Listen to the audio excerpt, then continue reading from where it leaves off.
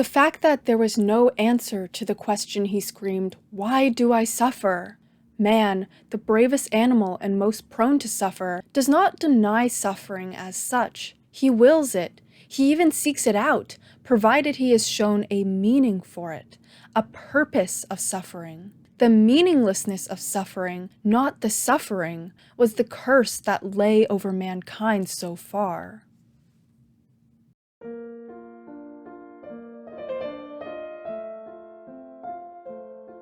Between the ages of 11 and 14, I was, like many preteens, riding an emotional dip in my life.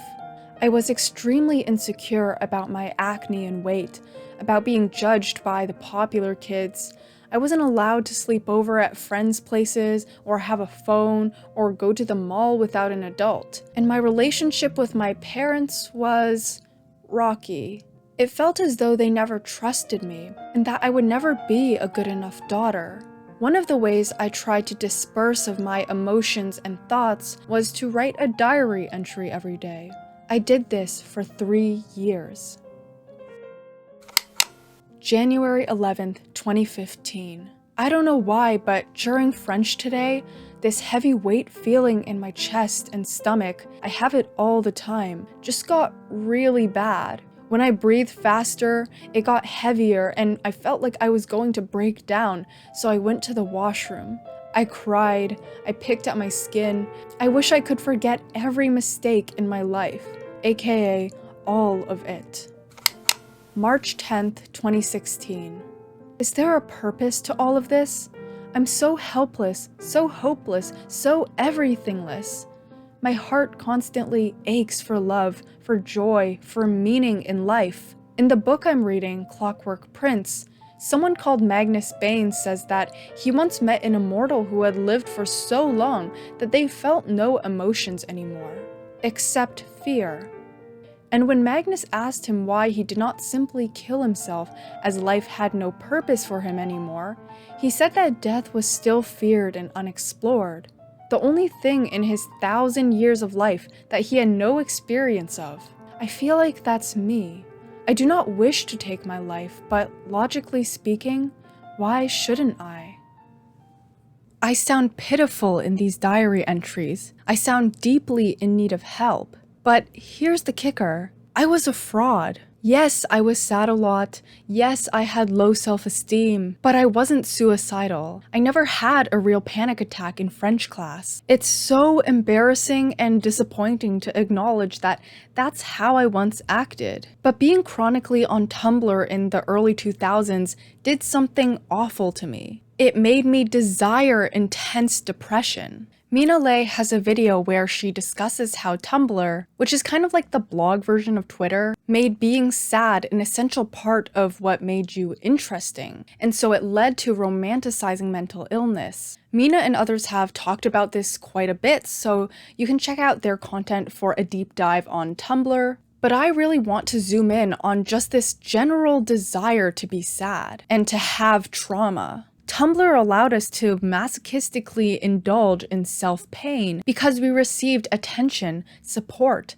and #you're-so-relatable comments because of our pain. But what about the situations where we desire sadness for the sake of being sad, when there is no outer audience to give us attention for our sadness? When I was 9 years old, I used to lie in bed with my iPod Nano and blast Demons by Imagine Dragons as I daydreamed about myself being pulled away from my loved ones, watching them thrash in agony. Creating tragic daydreams in my head, starring myself, was one of my favorite pastimes. No one knew I was conjuring up these imaginary scenarios, and so no one was giving me attention for them. So then why did I enjoy doing it? I also want to explore our love for sad art. If tragically beautiful art aestheticizes suffering and mental illness, then is it moral to create it? And why do we have tropes such as the troubled artist? Are the sad and suffering really more creative and deep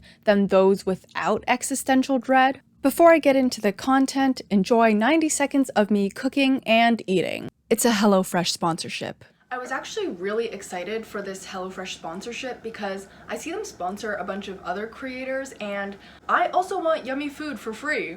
These recipes all sound great, but I think I'm going to try this shrimp one because shrimp. Being a university student who's trying to do YouTube and also study for the law school exam, planning meals really takes up valuable space in my mind. I don't have time to browse the internet for exciting recipes anymore. So having HelloFresh send me a bunch of yummy and healthy recipes with all the ingredients packaged is so nice. They have a variety of meal kits such as veggie, pescatarian, fit and wholesome, so it really works with whatever your goals or diets are. Okay, first try.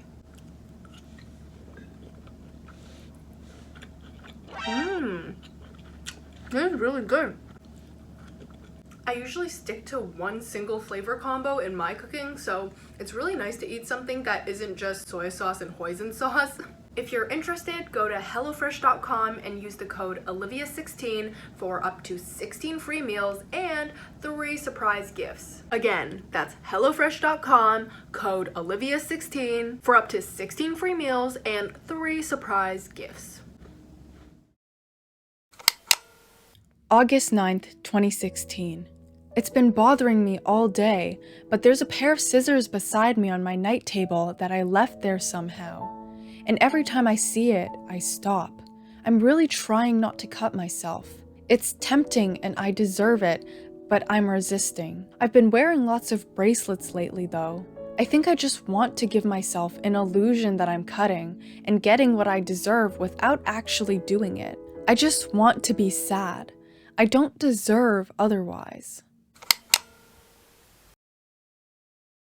In Nietzsche's On the Genealogy of Morality, he argues that humans experience pleasure in having the right to be wicked to others for the pure sake of being wicked. Quote, "The carnal delight de faire le mal pour le plaisir de le faire." We weren't born with a set of morals in Nietzsche's eyes. We didn't start punishing and torturing people because our inherent moral compass told us that this is a bad person. Labeling someone as deserving of punishment because they have done something wrong is actually a really advanced concept that most people think is natural. It requires us to recognize that certain events happened in a specific causal chain, and that these events weren't just accidental, but intentional, and that these intentions were the wrong kind of intentions. Nietzsche didn't think that our caveman ancestors were big-brained enough to be able to think like this, which fair enough. Instead, he says that the origin of punishment is actually rooted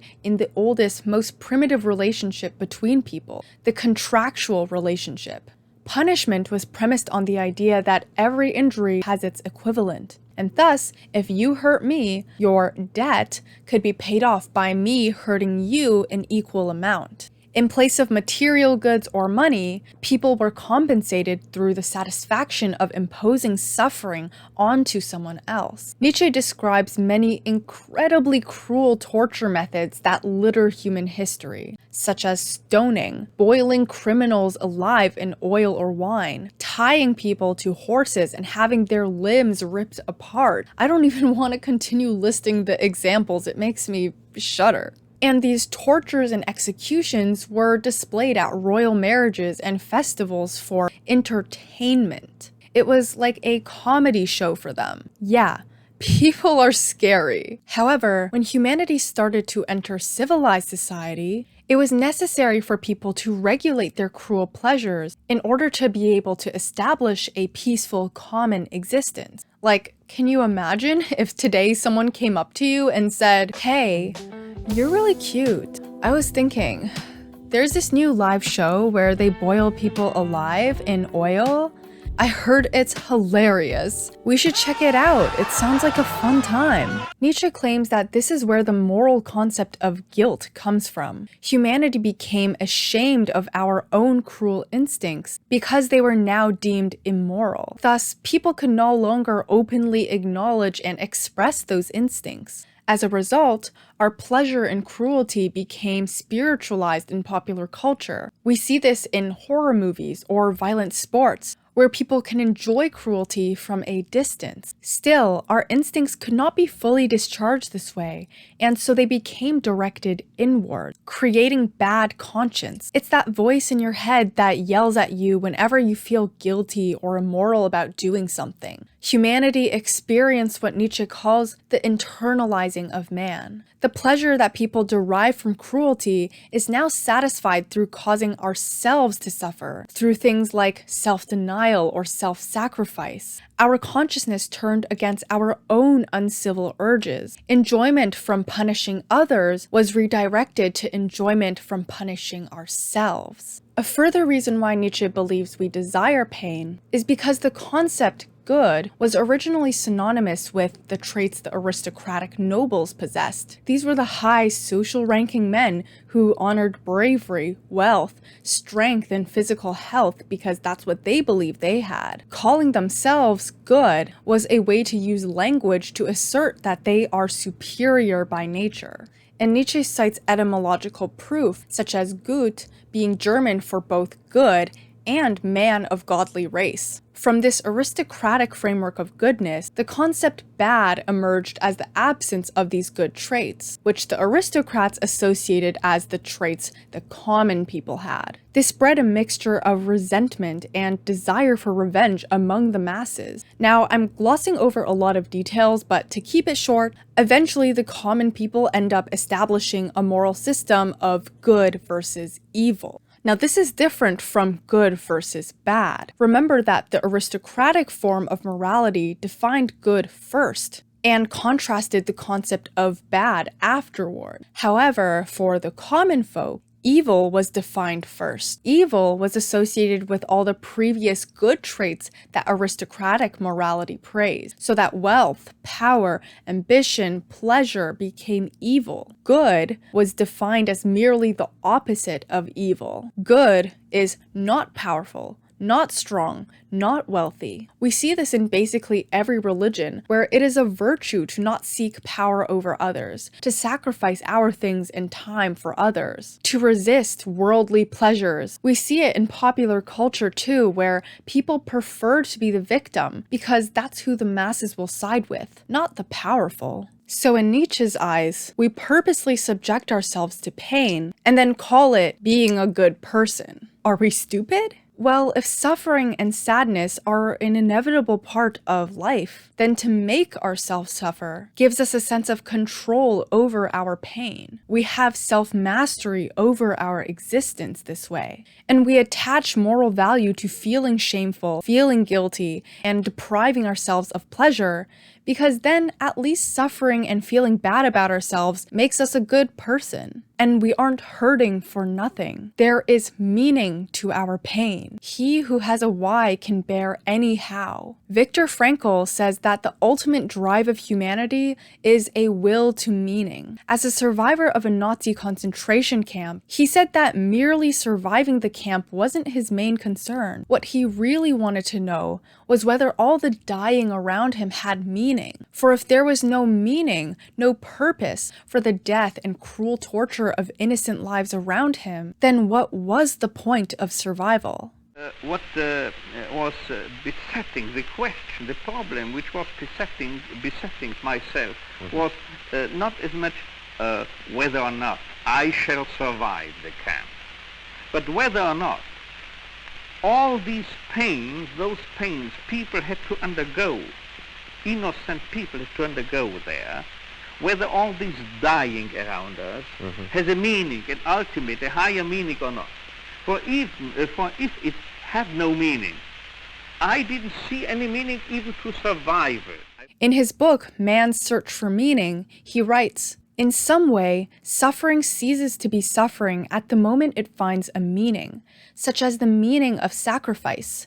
That is why man is even ready to suffer on the condition, to be sure, that his suffering has a meaning." This heavily reminds me of the episode Good Damage in the TV show BoJack Horseman, where a character named Diane explains that she needs to write a profound memoir about her life, because if she doesn't, then all the trauma and hardships she's faced will have happened for nothing. But I'm not writing a book to have fun. If I don't write my book of essays now, I never will. So, don't write your book of essays. I have to. Why? Because if I don't, that means that all the damage I got isn't good damage. It's just damage. I have gotten nothing out of it, and all those years I was miserable was for nothing. I could have been happy this whole time, and written books about girl detectives, and been cheerful, and popular, and had good parents. Is that what you're saying? What was it all for? I don't know, Diane. This idea of good damage is exactly what Frankl and Nietzsche write about. Damage with meaning is acceptable. It can even make us feel special, like we are stronger than those who haven't endured hardships. But damage as plain damage? Now that's what really hurts. When I was a little girl, I thought that everything, all the abuse and neglect, it somehow made me special. And I decided that one day I would write something that would make little girls like me feel less alone. And if I can't write that book... December 10th, 2016. I plant all my frustrations in words I'm dying to tell someone, anyone, away deep down inside of me. One day, that seed of misery I planted will blossom. Or maybe it already has.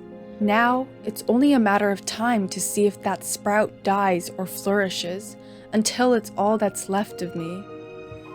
Wow, I thought I was quite the little poet, didn't I? You know, I thought that in order to give my sad emotions meaning, I had to make my sadness sound right. I couldn't just scribble down diary entries however I wanted, with simple language and basic sentence structure. Who am I, Rupi Kaur? God no, I had to write beautifully.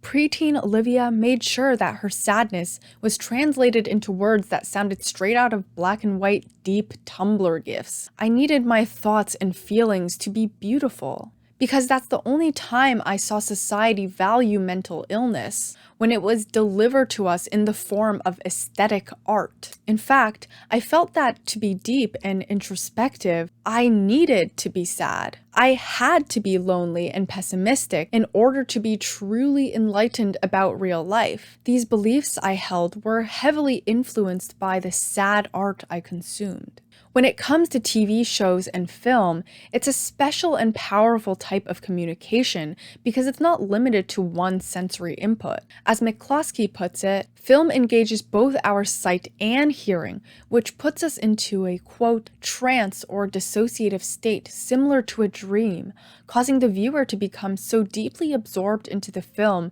that all of the technical aspects that go into its creation are largely forgotten and unbothered by the viewer. The ability of film to mimic real-life experiences makes it easy for us to forget for an hour or so that this story has gone through countless layers of editing, cutting, coloring, effects, music choice, etc. For those who don't know anyone struggling with a mental illness, watching a film about mental illness will play a huge role in how they perceive real people with mental illness. But to make an enjoyable movie, especially for a younger audience, filmmakers want attractive characters with interesting plot and memorable lines. This means that many serious films about mental illness must incorporate unrealistic aesthetics into the project. In the film Girl Interrupted, Susanna Kaysen is a character who is in a psychiatric hospital after a suicide attempt. She's played by Winona Ryder, who is gorgeous, and the cast is full of other A-list attractive celebs such as Jared Leto, Elizabeth Moss, Angelina Jolie, just to name a few. The script is filled with poetic lines. In one popular scene that was reblogged a lot on Tumblr, Susanna says, "But I know what it's like to want to die.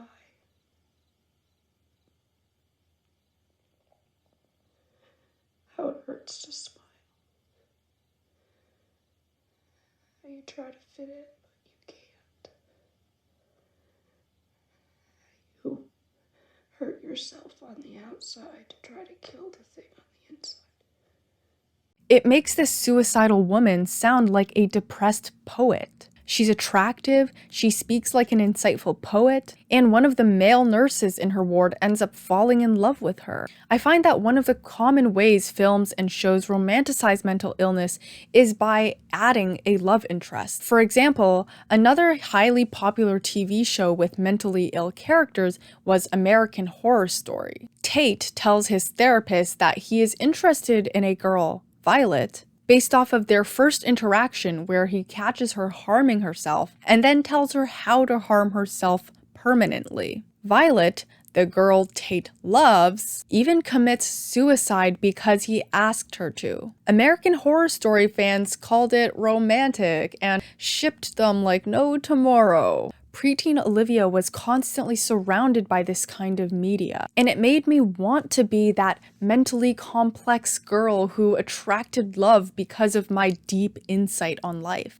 I was scared of not being able to relate to sad songs and quotes anymore. I didn't want to enjoy life and be satisfied with myself because I believed that that would make me stupid and boring and blind to harsh reality. So many great artists I learned about had dark histories of alcoholism or depression or abuse, and all the songs that were considered artistic were created from a negative place. Bubblegum pop music with lyrics about having fun? That was considered trashy and shallow. Only art that touched on the dark sides of life felt truly authentic and intellectual to me. This is not to discredit the artistry and bravery that goes into creating vulnerable art. I have so much respect for those people. But does being sad and mentally ill really make you more creative and deep?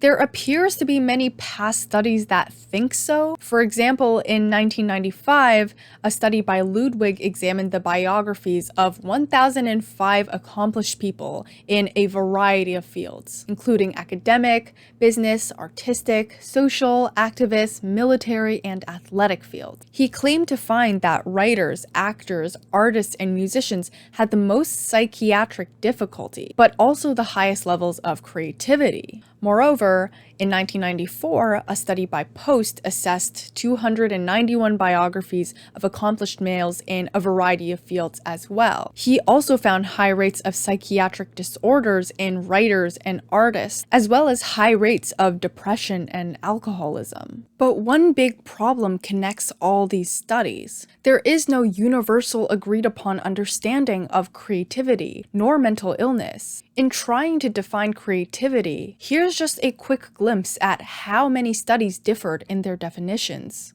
Becker equated creativity with genius or intellectual giftedness. Richard suggested that intelligence was necessary but not sufficient for creativity. Storr defined creativity as a dynamic of normal drives to play. Independence was mentioned by Andreasen and Glick, and fluency and flexibility were cited by Jameson as essential to creativity. Rothenberg defined creativity as the ability to simultaneously conceive opposites or antitheses. Weinsberg stressed that creativity required hard work and collaboration. Defining mental illness runs into the same problem. Foucault, a French philosopher and sociologist, suggested that labeling people as mentally ill was just a socially constructed category to control people that were deviant from the norm. Other studies might just use the standard DSM definitions. Because there's a lack of agreed upon understanding for these extremely fundamental terms, it's hard to trust whether these supposed associations that these studies found between mental illness and creativity actually exist. In fact, more recent studies propose that the mentally ill seem more drawn to the arts because they offer methods of expression and catharsis. It's not that mental illness biologically wires your brain to be more creative. Art is just an appealing avenue for those who hold such passionate emotions. Once artists heal from their illness, studies find that they tend to create and enjoy their art even more. Any artistic product, though, begs an audience, and sad art from sad people definitely draws a crowd. Again, something that is sad is often immediately equated with depth. Young alt girls love to let you know that they listen to Mitski and Phoebe Bridgers. No hate to these two wonderful musicians, just sometimes their fan base can feel reminiscent of 2014 Tumblr girls. There are two main psychological theories as to why people enjoy sad music. The first claims that the motive behind music choice is hedonic, i.e., short-term decisions about what will maximize pleasure and minimize pain. Supporters of this hedonic motive theory argue that many study participants describe sad music as making them feel good, whether it's pleasure from how depressingly beautiful it sounds, or how its lower energy levels feel calming and relaxing. The second theory says that listening to sad music is motivated by self-verification, i.e., sad music verifies your sense of self. Self-verification theory says that people prefer having information that is consistent with the beliefs they have about themselves, because having a solid concept of ourselves allows us to understand the role we play in the world. February 9th, 2015. My piano teacher pretended not to know who I was today because I tied up my hair, and he said, "Are you the best piano student or the worst?" I wanted to say worst so badly because I actually suck really bad. At the end of the class, he was like, "Now remember who you are in case I don't know who you are again." But how am I supposed to tell him who I am when I don't know myself? We feel stable when we know who we are, and so people are really motivated to maintain self-concepts. As such, individuals may be motivated to experience emotions that affirm existing self-concepts they believe in, regardless of whether those emotions are positive and pleasurable or negative. For those who struggle with mental health, they may actively seek negative emotions to maintain their negative self-concept. For instance, individuals with depression were shown to use sad music to intensify negative emotions and to focus on negative thoughts and memories. Even for mentally healthy people, when they feel down, listening to sad music is, quote, an important way to reveal one's true self, to express emotions consistent with one's current psychological and emotional state. Even if I don't usually feel sad all the time, if I feel sad right now, then listening to sad music makes me feel like I am affirming the concept I attach to myself in the moment. And that feels good. It verifies my identity. What this paper proposes is that the theories of hedonic motive and self-verifying motive cannot be generalized. The motives differ between those with mental illness, especially those with mood disorders, and those without. Quote, depressed subjects seem to be driven by the need of preserving a stable self-concept, regardless of any hedonic gain. Those quality differences in motives might make the desire for sadness more harmful in depressed than in healthy individuals, as they may be more persistent. The hedonic-driven consumption of sad media might occur on an occasional basis for healthy individuals and does not impact the effective well-being in the long run. But consumption driven by self-verification motives may occur systematically, as sad stimuli might be constantly sought out to stabilize the negative self-schema. I feel stuck in a tricky spot because I don't know what to say about the morals of sad art. On the one hand, many philosophers and psychologists talk about how aesthetics and sad art are extremely important. It may provide catharsis, help you feel less alone, find beauty in hard times, or express feelings that you never could. It can provide unique positive emotions that happy or neutral music struggles to, such as nostalgia or calm. But is this the case for everyone? Or only the mentally healthy? I remember when I was constantly sad, I pretty much only listened to sad and angry music because, paradoxically, I wanted to reaffirm the sadness in me.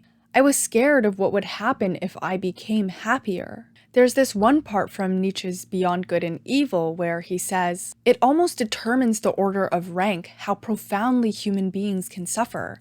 Profound suffering makes noble. It separates." And I truly believed that. The more I suffered, the more profound I must be. I don't want to blame artists who release sad content because there is undeniable value in it, and they don't control how people interpret their art. But when someone like preteen Olivia reads lyrics like this, you must have made some kind of mistake. I asked for death, but instead I'm awake. The devil told me no room for cheats.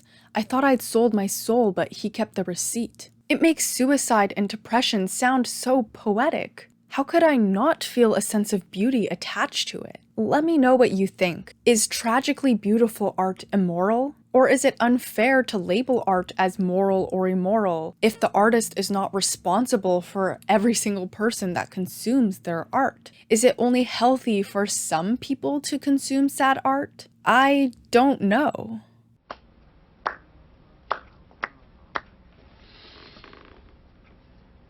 The pain of not having enough pain. Still pain, young man.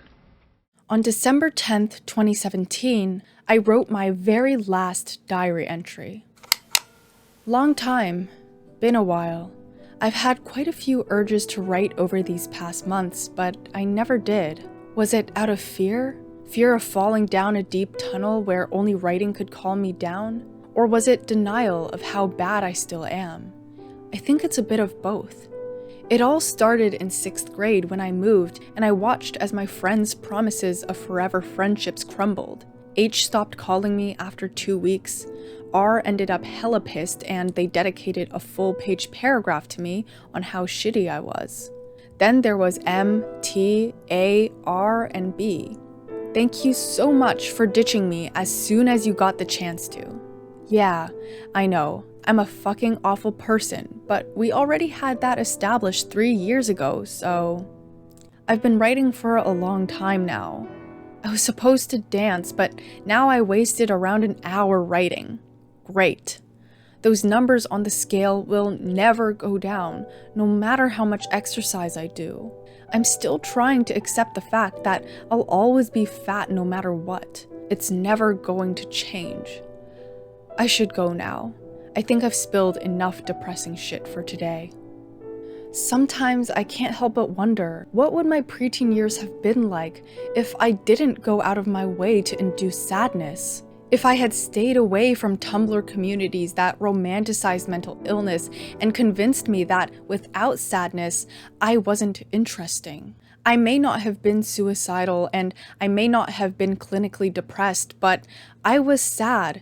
And Tumblr only made me want to stay sad. Maybe it was unavoidable. Maybe Tumblr and tragically beautiful art was only fueling what already existed inside me. In the book Sapiens, Yuval Harari said that humans are biologically born with different sets of happiness, and so by nature, some people are more capable of happiness than others. Person A may be able to feel happiness on a scale of 1 to 10, while person B may only be able to feel happiness up to the highest level of 8. Now, I am the last person to ask about biology or neuroscience or chemistry, so I have no clue how credible this claim is. But if it is, I think it has huge implications for how we approach the desire to be sad. Being sad is fine. There is value in negative emotion. I just hope it isn't a state people obsessively pursue and glorify the way I once did. This phenomenon of desiring illness isn't new by any means. In the 1800s, tuberculosis was widely romanticized. Tuberculosis had awful symptoms of coughing up blood, significant weight loss, intense fatigue, and eventually death. But the illness was addressed with an air of tragic loveliness. 19th century popular literature depicted tuberculosis as the illness of a beautiful young artist who, despite their suffering, continued to engage in painting, music, and other artistic and intellectual activities. This became known as the aesthetic of the faded flower that so many young girls tried to actually strive for. Young women began to purposely try to appear frail, thin and pale. However, as medical knowledge advanced, better hygiene, nutrition practices, and medical tools allowed society to understand what was actually going on when someone contracted tuberculosis. Physical illness became understood, and so it was demystified. There was no mystery surrounding tuberculosis anymore. And with that curious mystery gone, its charm was also lost. Slowly, people stopped romanticizing it. Today, rarely do people romanticize physical illness the way they do with mental illness, because our knowledge of physical illness is quite comprehensive. But mental illness has now taken the position of mystery. There's still a lot we don't understand about the mind, and so it leaves room for people to create their own perceptions and imaginations. Maybe, as medical knowledge about mental illness evolves, it too will lose its charm. I just cut my bangs recently, so they look awful in this video, but if you found this video to be okay, you can like and subscribe if you want. Leave a comment if you want. Thank you so much for watching. Let's keep talking, and I hope to hear from you soon. Bye!